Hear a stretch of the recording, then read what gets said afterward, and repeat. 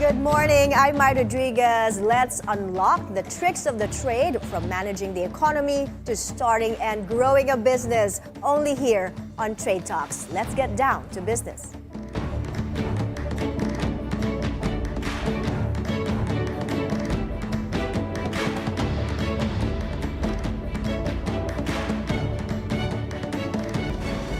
For today's episode, we get to know the story behind a thriving food business. From humble beginnings during the pandemic, Bebang Halo-Halo continues to grow thanks to its unique twists on the classic Filipino dessert. It also capitalizes on tech innovations and the power of social media to reach an even bigger customer base. On today's maiden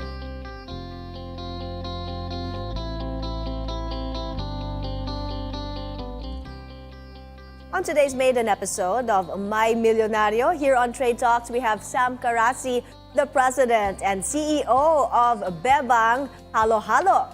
Good morning, Sam. Thank you, Mai. Thank you for having me. Great having you here. So first off, let's all talk about how it all began. How did this all start? I understand during the pandemic, right? Was it boredom? Was it the restlessness? It was both. It was both. So during the pandemic, from my side, I was like, pandemic made me lose my first business. What was that, the first business? It was an online business that catered to weddings, personalized gifts. Not here in the United States. Yeah. But I was living here and running it remotely.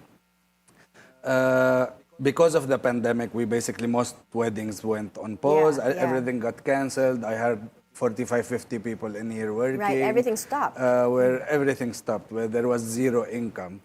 And like everyone else, we thought that it will take a couple of months to finish, and then we were told another month, and then another 6 months. 2021 was the year that a lot of us business owners were like, it's enough, I need to pivot, I need to do something else. I need to find another revenue stream. And it happened that a friend, May, came up with this very innovative product. And when I saw it, I thought that this is something that I think I can sell. It was not intended to be like this. We, of course, improved the product a lot through food stylists, through investing in R&D. But in general, it was something that looked different, that looked like it's a twist of the traditional Filipino. Yeah, but Halo-Halo is no different. We've done Halo-Halo before, but why Halo-Halo out of all the Filipino desserts? For me, it was the opportunity. And for me, it was the recipe of the family. Like it's a family recipe. Her Lola is the one who used to make the Halo-Halo. Why? Where did she come from? What province? May is from Quezon, Tayabas. Oh, okay. So they do Halo-Halo differently in Quezon? Her grandmother used to do it differently. And then, of course, that was a very raw form of the product. We, of course, improved a lot on it. We made it you more put all presentable. the twists now, exciting ingredients, right? Yes. Okay. Yes. And it helped because one of the things that made us succeed was basically the ability of delivering it. And the reason we were able to deliver it is because, we did a lot of R&D on the product itself, on how to pack it when we will send it, to make sure it will last more than 1 hour on the road. Yeah. Which is There's how long the ice it takes. component. So what was the challenge? We don't use ice. This is the thing. So we freeze milk. Okay. And with cream, of course, we add cream to it, and then we shave the frozen milk. So the reason we are able to deliver it is because of that. Because when you use ice and you add the condensed milk or the evap, you actually start the melting process immediately. So anytime you order Halo-Halo from a restaurant, on top of that, they usually don't pack it properly. You receive a milkshake. You don't receive a Halo-Halo. Versus with Bebang, we say it in our ads, like delivered frozen or your money back. So that's interesting because you froze the milk. Yeah. It doesn't melt as easily. No, because of the ice. fat component, Yeah. of the formula itself, it took us a couple of months to perfect the process. But yeah, the formula itself, the way we layer the product also to make sure nothing liquid is touching anything that is supposed to be frozen. So everything stays the way it is when you deliver. Exactly like when you order it from the store. Great. Great, great. So, okay, many are asking, who is Bebang? Bebang is the Lola of May. Oh, yeah. So, and for me, I was like really pro Bebang because it's a very Pinoy name. Yes, it is. So we wanted to do, a lot of people in the beginning were like, why you don't call it something trendy? Why? I told them I want to build the Pinoy brand. I don't want to build something people cannot relate to. So we insisted actually to keep the name Bebang. Bebang is very Pinoy.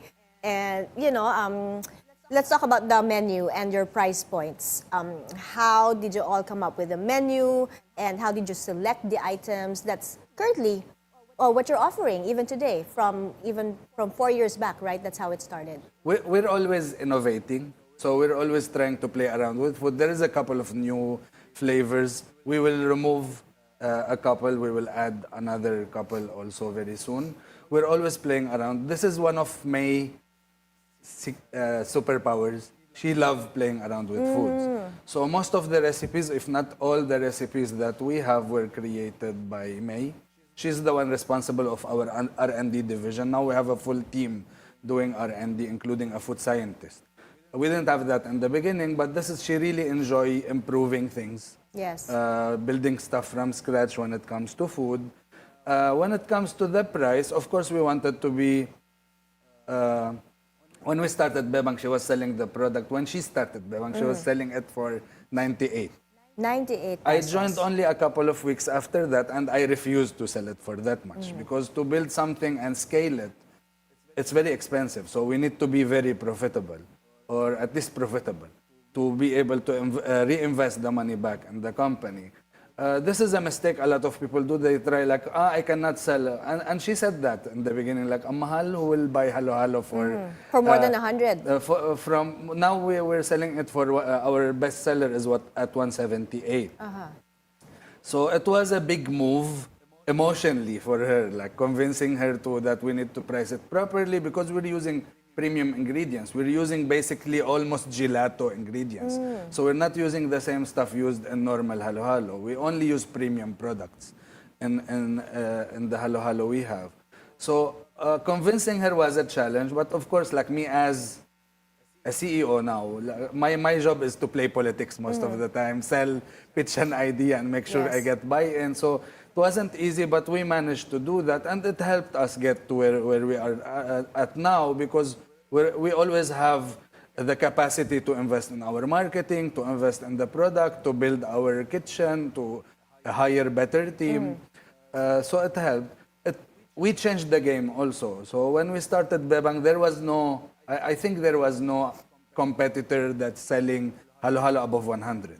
Most of the products available in the market were below 100 pesos. Okay, so what do you think made it work, even if you were selling it at more than 100 pesos? Because I've seen the reviews, some reviews, I had to watch videos, lots of very happy customers. What do you think made it work? The product is very good. The product is worth it, to be honest. Like, from a personal Because you don't perspective, scrimp on the ingredients, right? We don't. Yes. It's actually a very rich product. We're now we're planning, like we're testing a smaller version, because a lot of people are saying it's too big. And we can see that students are also not able to spend that much on a merienda. So we're trying to test a smaller version. Yeah, a smaller version just to satisfy your craving, right? Exactly. Because sometimes you just want halo-halo on this certain day, but you want the ube, more of the leche flan, and a lot of milk. That's how I want my halo-halo. And I understand from the reviews that I've seen, you don't scrimp on the leche flan. There's lots of ube, there's lots of leche flan, and other exciting ingredients there. This is what made people accept it. So basically, it's worth it. Like, I would rather spend a little bit more and get something that I'm very happy to consume, versus thinking only about the price I will be paying and then get something not as satisfying as the better option. Plus, we did a couple of psychological tricks. For example, we introduced the Royal Halo-Halo at 500 pesos. I was going to ask about that. That has the gold component, 24K gold. So where did that idea come from? First, we were in Dubai, so everything is with gold in Dubai. So it was a Dubai-inspired idea. But we also, like, one of the reasons we introduced that product is to make the normal product look cheap. And this is a bestseller? The bestseller was 500 pesos? no. The bestseller was and still our presidential. The one that has everything Yes. in it. Okay. Yeah. The mostly traditional version of the halo halo. Of course, people like to try different tastes. And the Royal was also a marketing stunt. So it went viral a couple of times because of how we made it. So it helped. It did what it was supposed to do. Now we temporarily removed it from the menu. Okay, We're why? trying to reintroduce it soon, but it will be more expensive because we don't really make money when we sell that. The gold sheet itself, it's more than 100 pesos. And you import it? Yes. Right? Okay. Yeah, we bring it from Japan. And usually the team damage 1 or 2 pieces when made because it's very sensitive, it's very thin. Delicate. So yeah, It's so there is a delicate, lot of wastage too. But it did its job. So basically why we introduced it, the reason we introduced it already was achieved. Because so people started talking about Bebang because of that gold in the halo halo, the royal halo halo. it will come back, but it will be priced properly this time. All right, so I understand you have a background on marketing, right? And you have quite an online presence. So how important is it for a business to adapt to the trends when it comes to advertising? All right, so this is something I also excel at because I really believe in spending on marketing. Like when we started Bebang, a lot of people were telling me, are you spending this much money on building on a halo-halo business? I was saying that I'm building a halo-halo empire, not a business. So we were spending from day one around $500,000 a month on Facebook ads. And the business was not really making $500,000 yet. But for people to know we're there and try the product, we need to basically show it to them. So we were very aggressive on social media. And this is something that I always share with friends, with small business owners when you said I have presence online. So something I preach about all the time is when we built Bebang, we really didn't care how the store looked like. It was a very minimal investment when it comes to this store. Did it start in the Mandaluyong branch? Yes. Okay, so that store was the one that got it all started. The small store started in QC. But that in one QC. lasted only for 3 months. And then I told May we need to move somewhere better. It was more like a sari-sari style, like traditional halo-halo type of store. You didn't have to dress up the store. No. Even in Mandaluyong, we didn't really dress up the store more than we should. I invested most of the money I had on marketing. Most of the money we had went on influencers, went on social media ads, went on R&D or innovating the product, proper photography, food stylist to make the product more presentable. So, of course, all of this matter more than having a fancy store that nobody knows about. And this is most of the time people make this mistake, is they go rent a place, spend 10, 20 million pesos building it, and then no more money to market it. Thinking that people will come. No, it doesn't work anymore. And social media made it very accessible for small businesses like us without a huge budget to compete with major brands. Like I run ads on Facebook, not with the same budget of Jollibee, but people are able to see my product after a Jollibee ad. You know? So once you get the word out, once people get to know there's Bebang's Halo Halo, the reviews come in even if you don't pay for it. Right? We ask almost, we actually have this built in our system. So whenever you order from us online, we ask you how we did. So, and make sure that if there is a problem, we fix it. And a lot of people who leave good reviews are people who had a bad experience. But we make sure that when we make a mistake, it's fixed and handled properly, and an angry customer is converted to a very loyal one. So most of the time, for example, a product was delivered melted, for example, we offer a full refund. Sometimes we send them a replacement as well, because our objective is to make them try the product. So if I refund their money, I didn't achieve what I want to achieve, which is them tasting the product and introducing them to their friend and family. So we refund their money plus send them the product again to make sure they try it properly. So it's built in our system, and whenever people usually experience something nice, we ask them if they are willing to leave that review on Google Maps or on Facebook, and they usually are more than happy to help our business because social proof is very important for us to be basically, when you search something like Bebang Halo Halo, you see a lot of videos, a lot of good reviews. And I wonder, all those videos, those who vlog about you, not all of them are paid, right? They're just, some of them none are of them. just I think because 2 they're times happy. only, They're happy customers. Only 2 times we paid for influencers to basically talk about our product, and we didn't pay when we asked them. So they actually did it willingly, but when we got the momentum or the basically views, like millions of views, we felt shy. Like, I should reward this person for posting this video. So yeah, most of the time, I think only Abby Marquez in the early days is the one Chef I paid. Abby. She was just starting, but I was against paying for influencers because I feel most of the time it appears as fake, and people already can see that now. But Abby was very authentic. Well, when I reached out to her, I told her, can I, like, she sent me a proposal. She was starting to do things professionally, but in her early days. And I told her, I don't want to tell you what to say. I want to send you the product. If you like it, please post a video about it and talk about what you like. And if you don't like it, I don't really mind. We're still going to pay you, but don't talk about it. Okay, lots more things to talk about. We're going to talk about growing the business, where AI comes in, and other innovations. But we have to take a quick break. Trade Talks. We'll be right back. Thank you.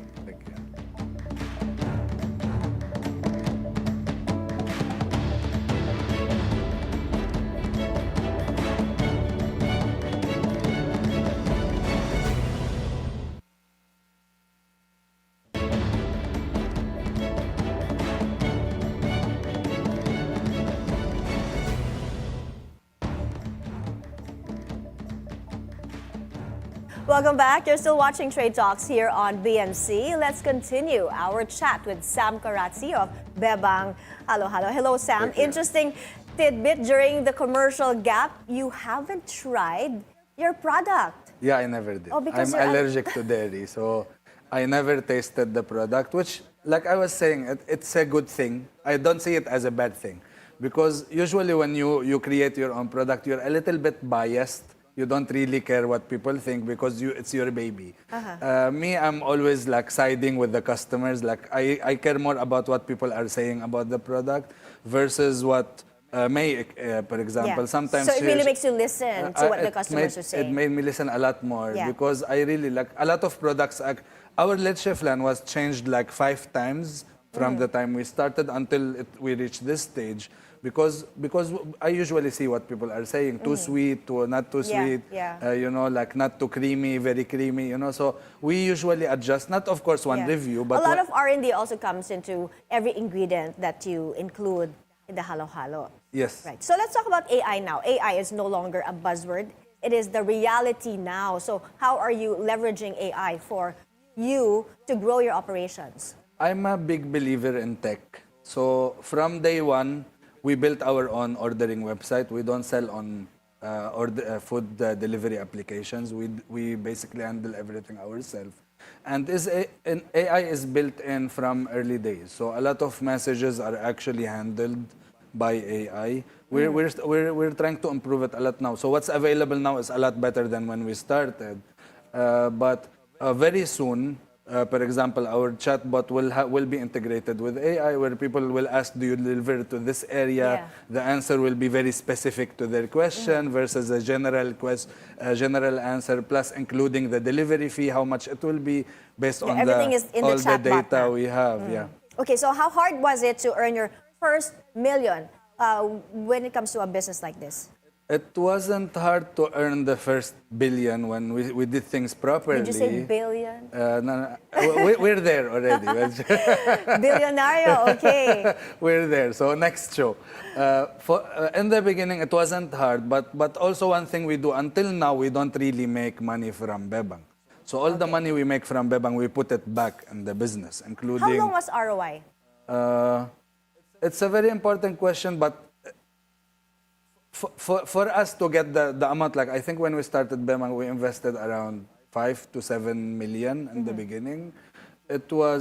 We got it back within less than a year. But we spent a lot more than we made. So that was, I don't know if that's considered Yeah. ROI, because until now we're You have to reinvesting in compute the everything business. first. Okay. Okay, what did you do with your first 10 million? I wouldn't ask now the 1 million because you said you invested a lot already, about 5. We reinvested more than 100 million. Okay, that's a lot. We reinvested. Like, for example, the tech side of the business alone costed us more than 20 million. Because it's a project also like in process. So we're always improving. We have a tech team that's always adding stuff, testing new things. A lot of science going into a this lot of also. things went into our operations. We have a director of operations. We have a full operations team. So the whole system costed a lot to create. A lot of money went now into our management team and head office. So we invest a lot in people as well. What is the long-term vision for Bebang Halo Halo? International. So after, I think But how many branches do you have here in the Philippines? we have 8 now. We're opening one this Saturday in Lucky Chinatown. This commercial. That's gonna be big. Oh, in Lucky Chinatown, in Binondo. Yeah, in Binondo. And then we're opening another one in Antipolo end of the month. In Robinson's Antipolo. We also have around 20 stores in the pipeline for this year. Our target for this year is 35 more stores. But our target for the whole national expansion is around 100 within the next 2 to 3 years. Yeah. And you're getting there, and the next is international already. Not after that. So international most probably will happen next year. Maybe second half. We already have offers from LA, we have offers from Dubai, from partners, but I said no. But where do you think would your first branch be abroad? Dubai. It have like a Dubai. very It all special started in meaning for Dubai. me and May. Yeah.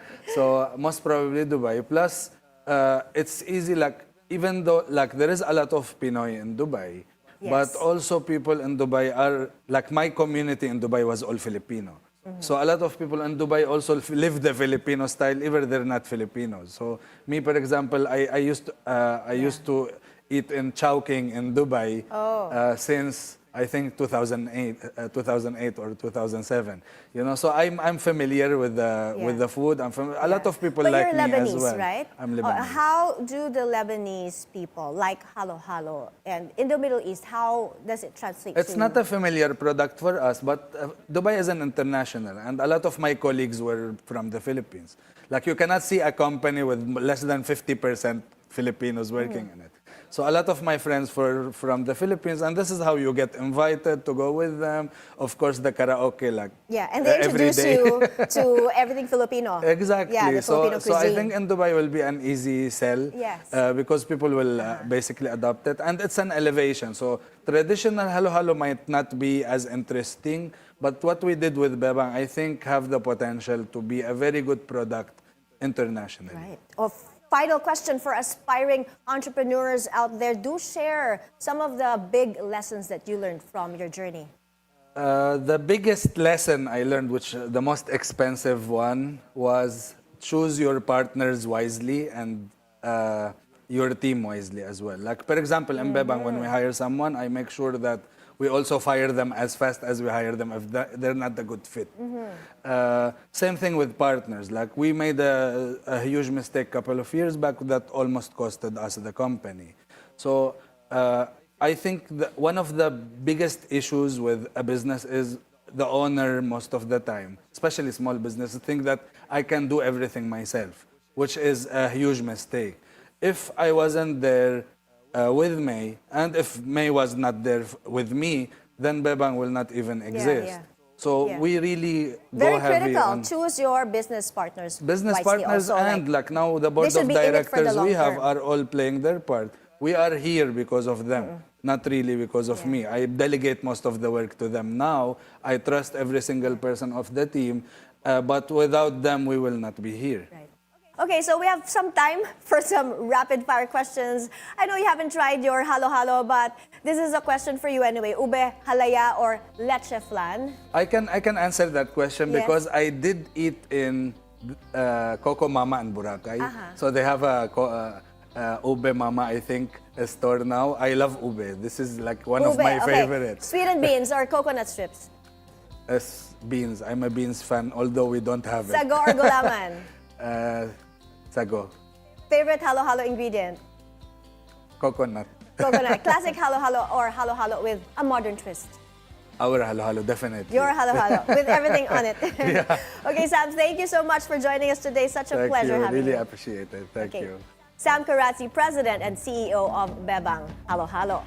And that's it for today's show. I'm Mai Rodriguez. Stay up to date on the latest in business and the economy here on Trade Talks. Catch us again tomorrow only here on BNC, the Bilyonaryo News Channel.